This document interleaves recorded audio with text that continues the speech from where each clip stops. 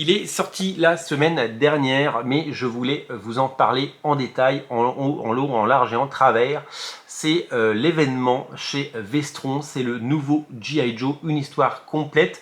Ça s'appelle G.I. Joe Snake Eyes Dead Game, c'est dessiné par le légendaire Rob Liefeld et c'est une mini-série absolument incroyable et c'est co-scénarisé par Chad Bowers avec qui Rob Liefeld a déjà beaucoup travaillé. Alors Rob Liefeld, vous savez, c'est la légende, hein. Il a travaillé sur les Nouveaux Mutants, il a travaillé sur X-Force et sur Youngblood, il a créé tout un univers dans les comics avec ses personnages haut en couleur, ses scènes d'action débridées. C'est un des enfants spirituels de Jack Kirby et il a toujours eu un sens de l'action, un sens évidemment du storytelling, du découpage, et il a toujours voulu nous présenter les comics comme des grands blockbusters dans lesquels les héros sont magnifiés et dans lesquels ils font des combats absolument épiques. Et bien, il a toujours voulu faire du G.I. Joe et c'est chose faite avec ce G.I. Joe, adapté en VF, donc en version française par Vestron, dans lequel on découvre le personnage iconique de Snake Eyes dans une aventure inédite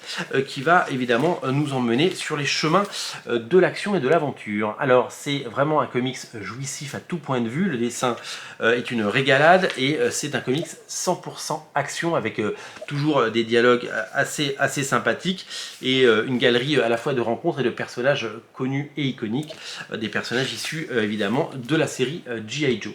C'est une mini-série complète, c'est une mini-série en 5 épisodes, c'est une mini-série donc avec un début, un milieu, une fin, et donc il n'y a pas besoin de lire autre chose, vous pouvez vous régaler avec ce one-shot qui nous régale. Alors la petite particularité de cette mini-série, c'est que à l'occasion du dernier épisode, qui est toujours dessiné par Rob Liefeld, il a fait appel à de très nombreux encreurs. C'est-à-dire que les encreurs font 1 ou 2 pages à l'encre. Alors, ce qui est un tout petit peu dommage, c'est le seul défaut de cette édition Vestron, c'est que c'est pas marqué quelle page, qui fait quelle page, alors que moi j'ai la VO et que c'est marqué. Typiquement, la page que je viens de vous montrer, celle-là, elle est ancrée par le légendaire et regretté, puisqu'il nous a quitté, Neal Adams. Et oui, le légendaire Neal Adams nous a régalé avec cette couverture, avec cette double page. C'est lui qui l'a ancré sur des dessins de Rob Liefeld. On y retrouve des talents, on y retrouve des gens absolument incroyables. Je vais vous les citer. Il y a notamment Wal Sportacho qui ancre une page.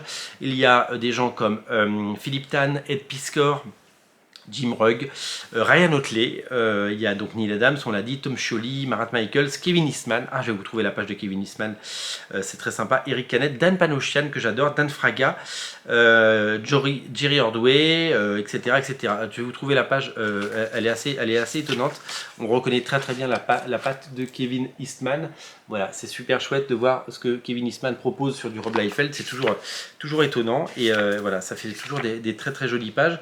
Je crois que là c'est Dan Panosian, un dessinateur que j'adore, qui avait travaillé avec Rob Liefeld sur la série Prophète. Son style a bien évolué, il a vraiment donné de la matière au personnage, et c'est vraiment super chouette. Ça s'appelle G.I. Joe Snake Eyes Dead Game, c'est du Rob Liefeld pur jus. Si vous aimez l'artiste, vous allez adorer, faites-vous plaisir, c'est de la version française, c'est disponible chez Veta, Vestron, et c'est évidemment sur originalcomics.fr, le lien est dans le descriptif de la vidéo les amis, régalez-vous, salut.